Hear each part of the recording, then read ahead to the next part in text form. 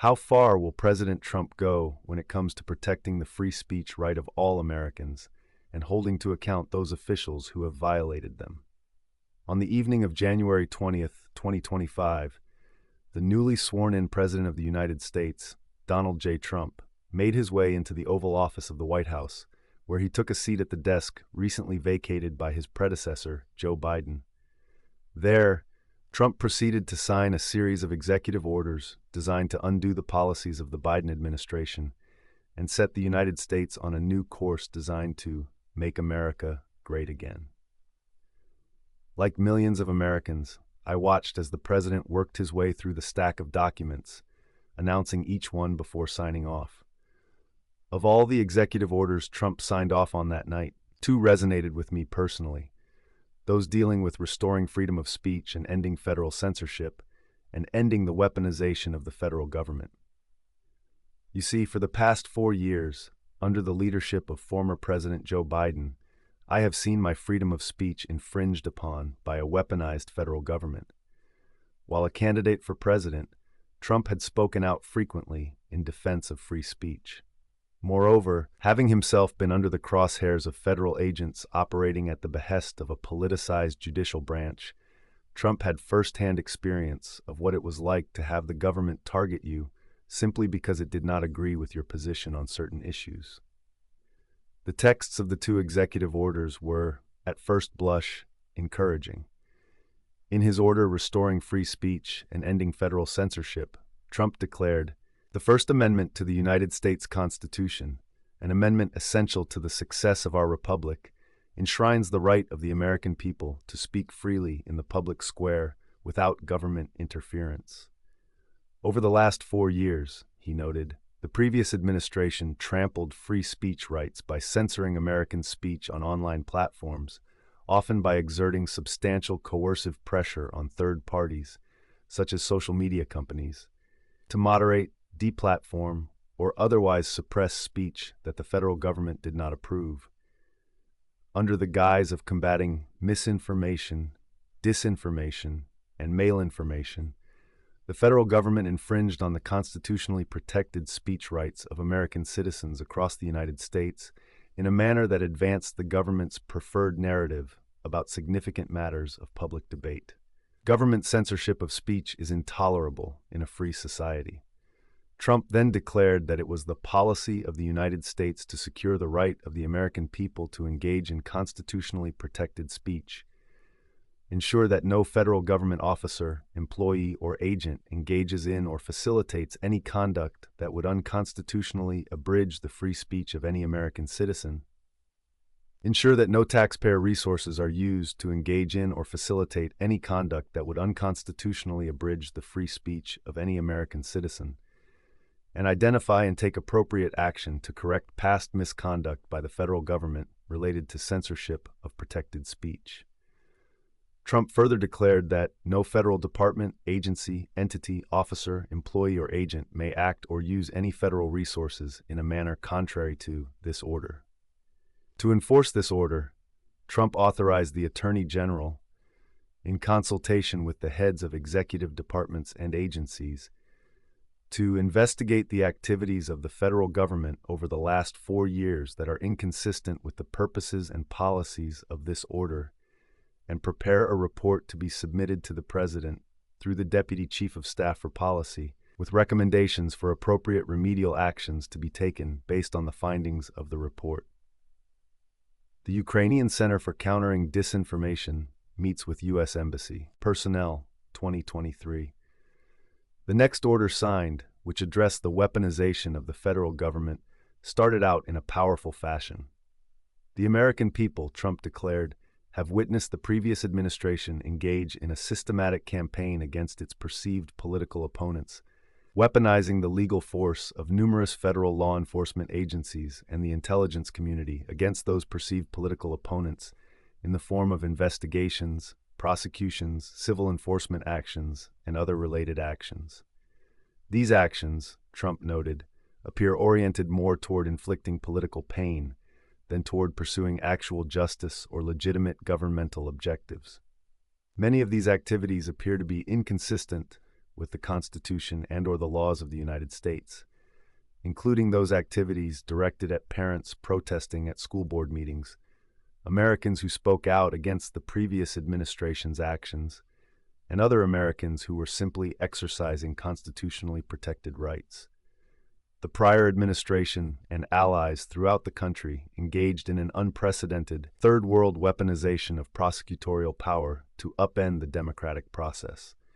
It targeted individuals who voiced opposition to the prior administration's policies with numerous federal investigations and politically motivated funding revocations, which cost Americans access to needed services.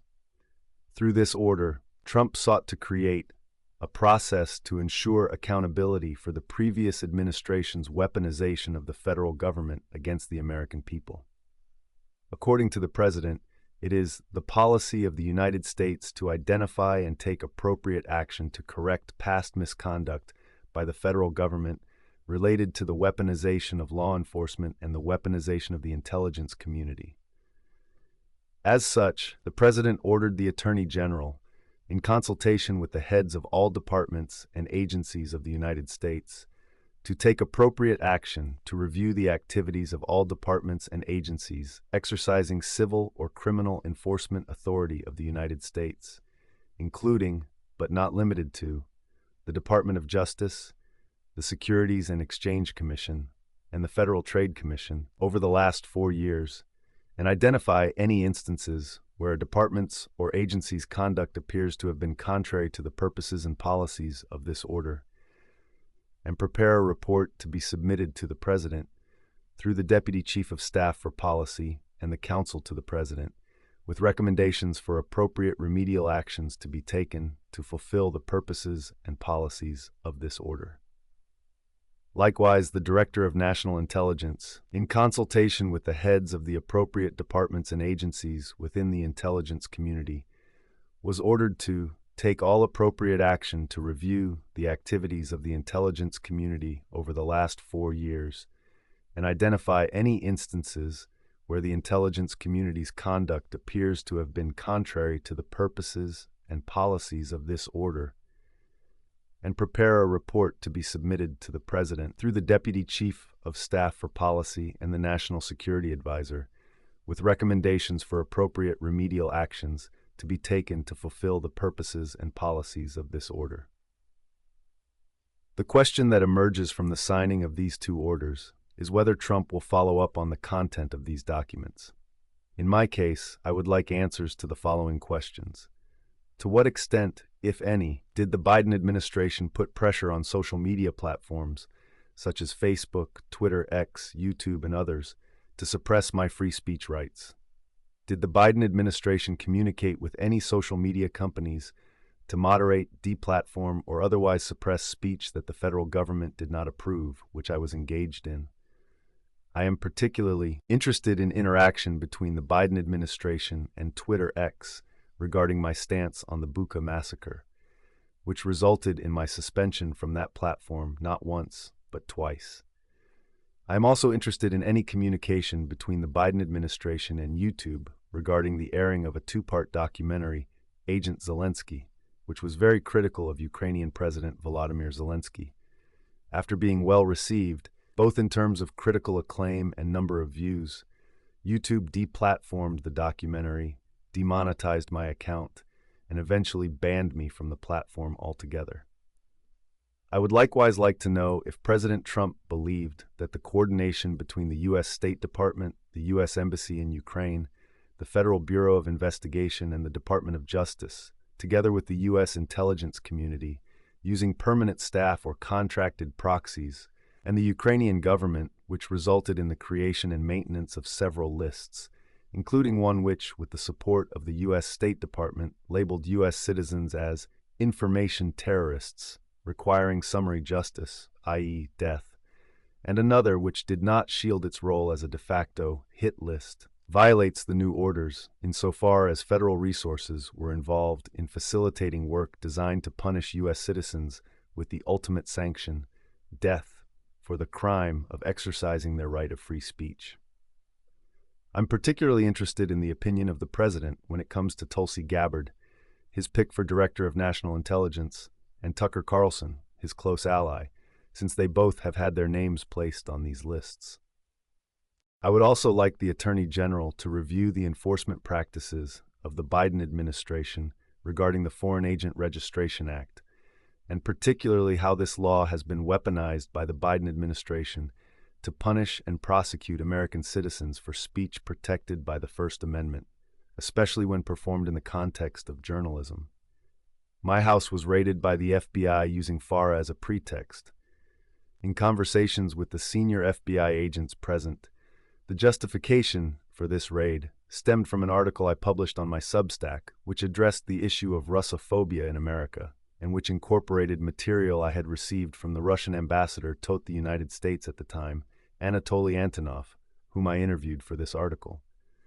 The President, through these orders, has directed that no federal department, agency, entity, officer, employee, or agent may act or use any federal resources in a manner contrary to these orders. It is my experience that numerous federal departments and agencies, together with federal officers and employees, routinely violated my free speech rights and weaponized law enforcement and intelligence agencies against me to punish me for the crime of speaking out in a manner which contradicted the official, politically acceptable narrative. Will they be held to account by the Trump administration in accordance with the mandate set forth in these two new executive orders? I'll take this moment to remind President Trump that one of the crimes I was accused of committing by the Ukrainian government, which put me on their State Department-funded death lists, was to claim that the Russian-Ukrainian conflict was a direct result of NATO expansion, which is, of course, the same assessment put forward by President Trump. If you were an average American citizen, Mr. President, your name would be on that list.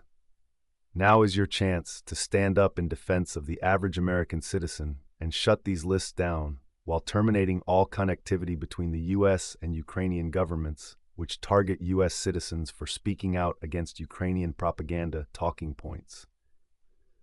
The First Amendment to the United States Constitution, you wrote, an amendment essential to the success of our republic, enshrines the right of the American people to speak freely in the public square without government interference. You promise to defend this right. Prove it with action, not just words.